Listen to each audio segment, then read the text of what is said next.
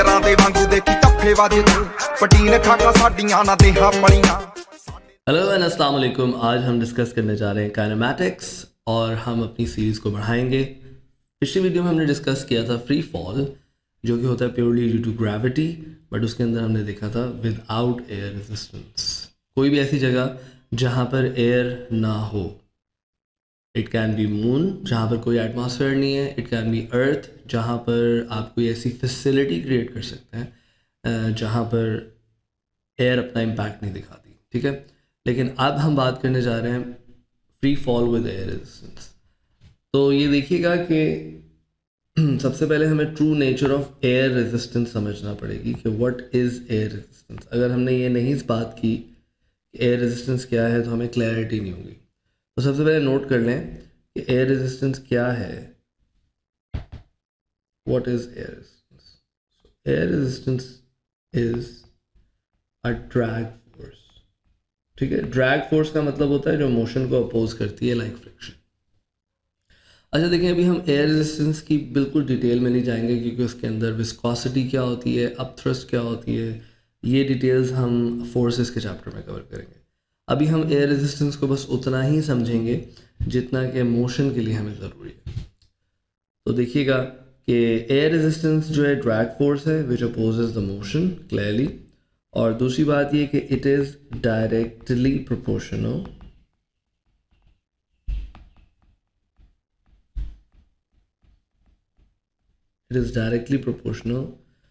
To two things. Number one, एक ये directly proportional होता है स्पीड के।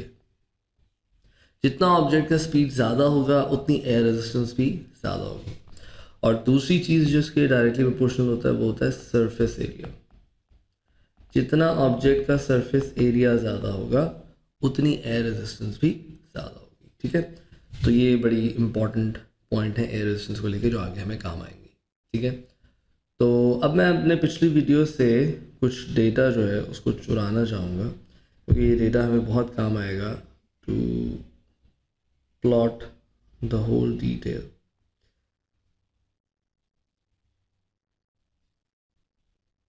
यस, बल्कि हम काम करते हैं पूरा डेटा नहीं चुराते हैं, हम यहीं से एक बॉल और एक फेदर का डेटा उठाते हैं।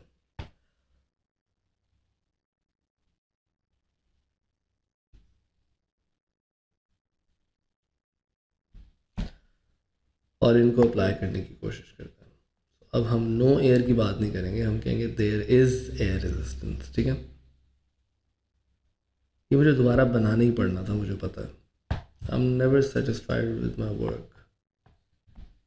ऑलराइट, एनीवेज, सो ये बॉल है हमारे पास, ये एक फेदर है, ठीक है।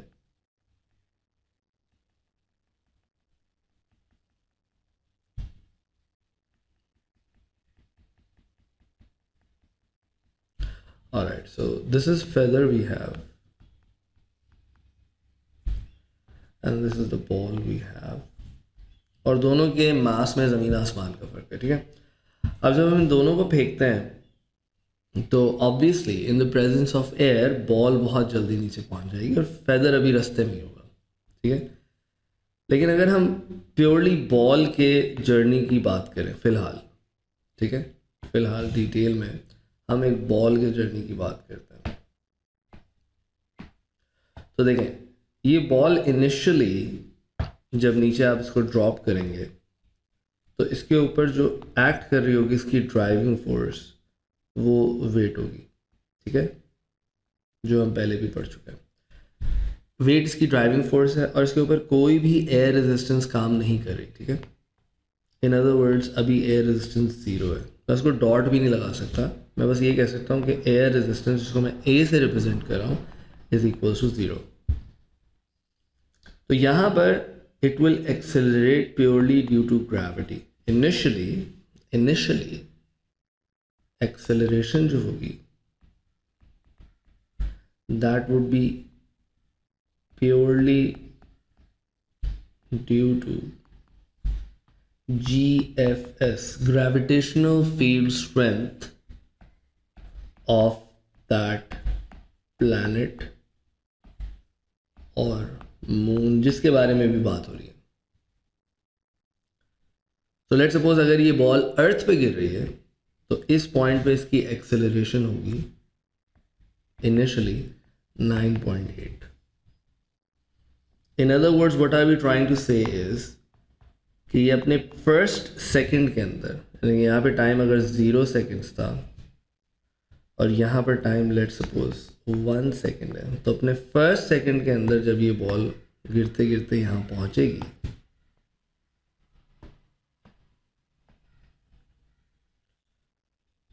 तो इनिशियली इसकी स्पीड क्या थी? इसकी स्पीड थी 0. ठीक है, इसको मैं v0 ही बोलूँगा एक्चुअली. ठीक है, और इसकी v1 क्या हो जाएगी? 9.8 मीटर्स पर सेकेंड. क्यों? क्योंकि इसने एक्सेलरेट किया विद द रेट ऑफ 9.8, और जो हम एक्सेलरेशन की वीडियो में पढ़ चुके हैं इट्स मीटर पर सेकेंड. ठीक है, तो हमने ये बात बिल्कुल प्रॉपरली फाइंड आउट कर ली कि इनके बीच में जो एक्सेलरेशन होने वाली है, the acceleration between these two is going to be 9.8, which makes perfect sense. But what happens here? As soon इसकी velocity increase कर गई, इसकी speed increase कर गई, so don't you think कि इसके ऊपर air resistance भी अब आना शुरू हो जाएगी? थोड़ी एयर रेजिस्टेंस ही सही लेकिन आएगी, और अब एयर रेजिस्टेंस 0 नहीं होगी, इसकी कोई ना कोई वैल्यू होगी.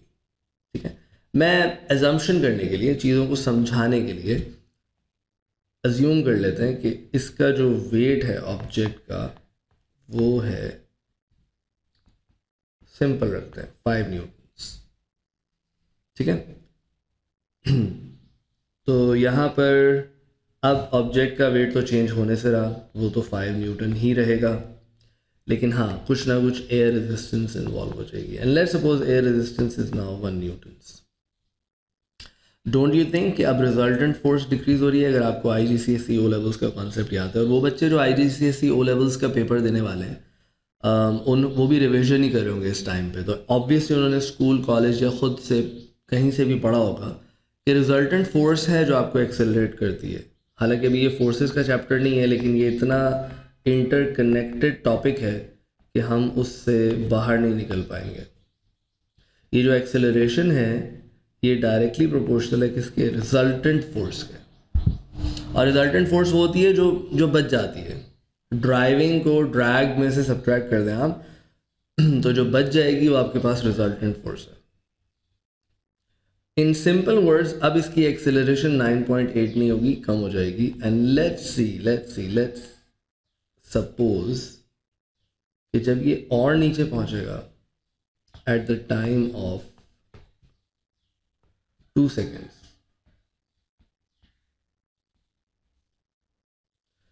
सो इसकी velocity at the rate of 9.8 नहीं बढ़ेगी, बल्कि इसकी वेलोसिटी अब कम बढ़ेगी. क्या बढ़ेगी अभी हम वो कैलकुलेशन नहीं कर रहे, कर सकते हैं मैथमेटिकली हम, लेकिन अभी हम नहीं कर रहे. मैं just random data put in कर रहा हूँ. सो अब इसकी एक्सेलरेशन बढ़ेगी by the factor of 7.2 let's say. So आप 9.8 में 7.2 डालें तो आपका आंसर आएगा 17. इसका मतलब है कि अब इसकी वेलोसिटी v2 इस पॉइंट पर हो जाएगी 17 metres per second, right. And don't you think कि अगर वेलोसिटी बढ़ेगी तो उसकी एयर रेजिस्टेंस अब थोड़ी सी और बढ़ जाएगी. एंड लेट्स से इस पॉइंट पे एयर रेजिस्टेंस हो गई 2.5, which means that resultant force अब और कम हो रही है. और रिजल्टेंट फोर्स कम होने की वजह से वेट तो देखें, वेट तो अभी भी 5 न्यूटन ही है, तो रिजल्टेंट फोर्स कम हो रही है. अगर मैं आपको कैलकुलेट करके जस्ट आपको समझने के लिए हर बार रिजल्टेंट फोर्स भी बताता रहूँ तो वो है 5 न्यूटन. यहाँ पर रिजल्टेंट फोर्स होगी 4 न्यूटन्स, यहाँ पर रिजल्टेंट फोर्स होगी 2.5 न्यूटन्स, राइट. तो रिजल्टेंट फोर्स भी डिक्रीज हो रही है, और रिजल्टेंट फोर्स डिक्रीज हो रही है तो एक्सेलरेशन ऑब्वियसली डिक्रीज होगी. इसका मतलब है कि अब जब आप यहाँ पर आएंगे तो आपकी एक्सेलरेशन शायद पहले से भी कम हो जाए, and it might drop down to 5. और अब जो आपकी ऑब्जेक्ट है जो नीचे गिर रही है इसकी स्पीड इंक्रीज होकर आपके पास आ जाएगी at the third second its speed would increase to 22। देखिए रेट से स्पीड बढ़ रही है और स्पीड बढ़ने की वजह से एयर रेजिस्टेंस भी इंक्रीज करेगी which will now probably reach to not too exact same but let's say it is 4 Newton's.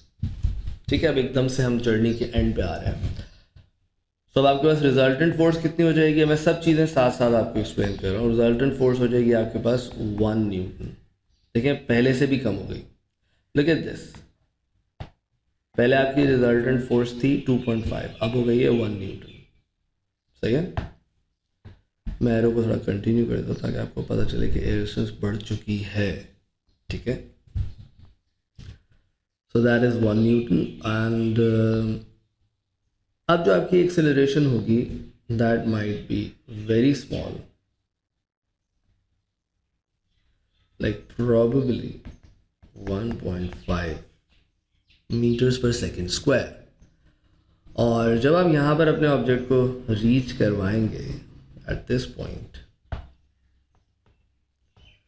So you might see कि इस पॉइंट पे इसकी वेलोसिटी जस्ट 1.5 इंक्रीज करेगी in a second, which means 23.5 metres per second. And in this case may be अब आपकी इतनी speed पे air resistance is 5 और आपका वेट भी था 5। ये वो पॉइंट है, this is the point where the air resistance is equal to the weight of the object in the free fall. ये वैसे पॉइंट किसी भी मोशन में आ सकता है, not necessarily always the free fall.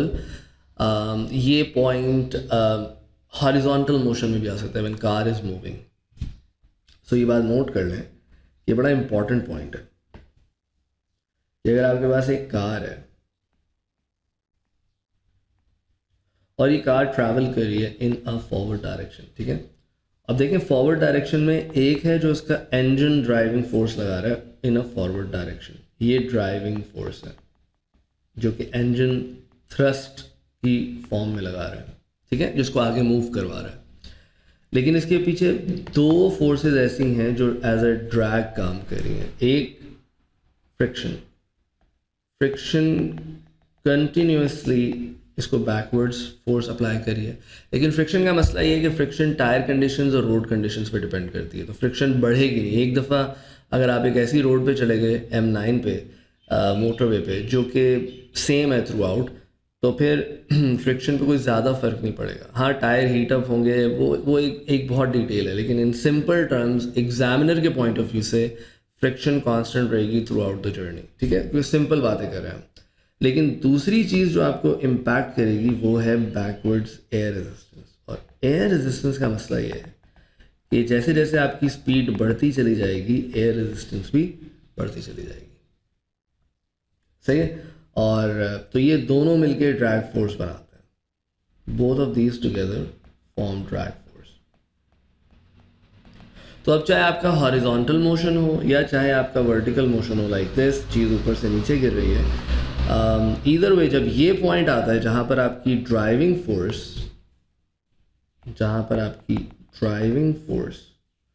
और आपकी ड्रैग फोर्स जो भी मोशन को अपोज कर रही है, ठीक है, ड्राइविंग होती है जो मोशन को कॉज करती है और ड्रैग होती है जो मोशन को अपोज करती है। जब भी ये दोनों एक दूसरे के इक्वल हो जाएं, driving is equal to drag force, तो याद रखिएगा आपकी रिजल्टेंट फोर्स क्या हो जाती है, आपकी resultant force in that case हो जाती है 0। और अगर आपकी रिजल्टेंट फोर्स हो गई 0, इसका मतलब है कि एक्सेलरेशन नहीं होने वाली। रिजल्टेंट फोर्स ही 0 है तो एक्सेलरेशन कहाँ से होगी? And if you have no acceleration then देखिएगा क्या होगा। चाहे आपकी गाड़ी हॉरिजॉन्टल मोशन में मूव कर रही है, चाहे ये ऑब्जेक्ट आपका वर्टिकल मोशन में नीचे ड्रॉप कर रहा है, अब इसकी वेलोसिटी बढ़ने वाली नहीं है। क्यों? क्योंकि अब इसके पास एयर रेजिस्टेंस तो 5 ही है और आपने देखा कि आपकी एक्सेलरेशन हो चुकी है 0। इस जर्नी के लिए एक्सेलरेशन हो चुकी है 0। तो अब आपकी बॉडी एक कांस्टेंट स्पीड से मूव करती रहेगी। तो 5 सेकंड्स पे आपकी बॉडी की जो वेलोसिटी होगी वो 23.5 ही रहेगी। इसको बोलते हैं कांस्टेंट स्पीड। और ये जब सिचुएशन पहुंच जाती है तो इस सिचुएशन की स्पीड को हम बोलते हैं टर्मिनल वेलोसिटी। तो टर्मिनल वेलोसिटी क्या होती है, इसकी डेफिनेशन नोट डाउन कर लीजिए सब। टर्मिनल वेलोसिटी हम कहते हैं टॉप या maximum constant speed of an object when forces are balanced। ठीक है, ये एक सिंपल डेफिनेशन है। when forces are balanced और ऑब्जेक्ट अभी भी अगर मूव कर रहा है और उसकी जो टॉप कांस्टेंट स्पीड है तो इस टॉप कांस्टेंट स्पीड को हम टर्मिनल वेलोसिटी कहते हैं। ठीक है, तो ये बड़ी इंपॉर्टेंट बात है, ये आप लोग नोट डाउन कर लें। और इसमें एक और बहुत इंपॉर्टेंट बात ये भी है, अगर आप नोटिस करें इन वैल्यूज़ को, लुक एट दिस 9.8, 7.2, 5, 1.5 एंड 0। ये आपको किस चीज़ का पैटर्न दिखा रहा है? ये आपको पिछली वीडियो से रिलेटेड जब मैंने नॉन यूनिफॉर्म एक्सेलरेशन और डीसेलरेशन की बात की थी, तो ये पूरा पैटर्न आपको फोकस कर रहा है किसी एक पर्टिकुलर चीज़ की तरफ, और वो है डिक्रीजिंग एक्सेलरेशन। बहुत सारे बच्चे कहते हैं सर एक्सेलरेशन का मतलब होता है इंक्रीज होना, ये डिक्रीजिंग एक्सेलरेशन क्या है? वेल, ये बात हम उस वीडियो में बहुत डिटेल में डिस्कस कर आ चुके हैं। यहाँ पर मैंने आपको उसका एक डेमोन्स्ट्रेशन दिखाया इन रियलिटी व्हाट हैपन्स। अब आखिरी बात इसमें हम करेंगे और इस वीडियो को हम करेंगे क्लोज, और वो ये है कि अगर ऑब्जेक्ट हैवी हो तो ये टर्मिनल वेलोसिटी बहुत देर से पहुंचती है, लेकिन ऑब्जेक्ट अगर लाइटर हो लाइक दिस फेदर तो ये टर्मिनल वेलोसिटी बहुत जल्दी अचीव हो जाएगी। इसीलिए अगर टिश्यू पेपर या एक फेदर आप ड्रॉप करते हैं तो वो शुरू में बिल्कुल इनिशियली, वो भी आपको बहुत गौर से देखना पड़ेगा, इनिशियली तो वो बड़ी स्पीड से निकलेगा, लेकिन बहुत थोड़ी देर के बाद आपको ऐसा लगेगा जैसे एयर रेजिस्टेंस ने, छोटी सी एयर रेजिस्टेंस ने भी उसके वेट को, क्योंकि उसका वेट ना होने के बराबर है, बैलेंस कर लिया। एंड अब ये फेदर बहुत ही सुकून से, यानी कि अगर मैं कोशिश करूँ इसकी आपको थोड़ी सी झलक दिखाने की, तो कुछ इस तरह से होगा कि फेदर शुरू में एकदम तेज़ी से जाएगा और फिर उसके बाद एकदम बस अब इस कांस्टेंट स्पीड पे गिरता रहेगा। बल्कि आपने देखा होगा कि ये यूं करता हुआ क्योंकि इसके अंदर और भी डिफरेंट डायरेक्शन में एयर विंड इसको ब्लो कर रही होती, करते करते ये नीचे गिर रहा होता है। शुरू में ये थोड़ा सा एक्सेलरेट करता है, ठीक है, बट बहुत ही जल्दी ये बैलेंस होके डीसेलरेट तो नहीं कहना चाहिए, बैलेंस होके कांस्टेंट स्पीड पे नीचे मूव करता है। ठीक है, I hope that is clear to you. और नेक्स्ट वीडियो में हम शुरू करने वाले हैं equations of motion with free fall. ठीक है, स्टे ट्यून्ड, बहुत इंपॉर्टेंट वीडियो है। आओ ਡੋਜਰਾਂ ਦੇ ਵਾਂਗੂ ਦੇਖੀ ਧੱਫੇ ਵੱਜਦੇ, ਪਟੀਨ ਖਾਕਾਂ ਸਾਡੀਆਂ ਨਾ ਦੇਹਾਂ ਪਲੀਆਂ, ਸਾਡੇ ਨਾਲੇ ਅੜੇ ਘਰਾਂ ਚੋਂ ਹੀ ਲੱਭਣੇ, ਕਰੀਕਾਂ ਵਿੱਚੋਂ ਲੱਭਦੀਆਂ ਲਾਸ਼ਾਂ।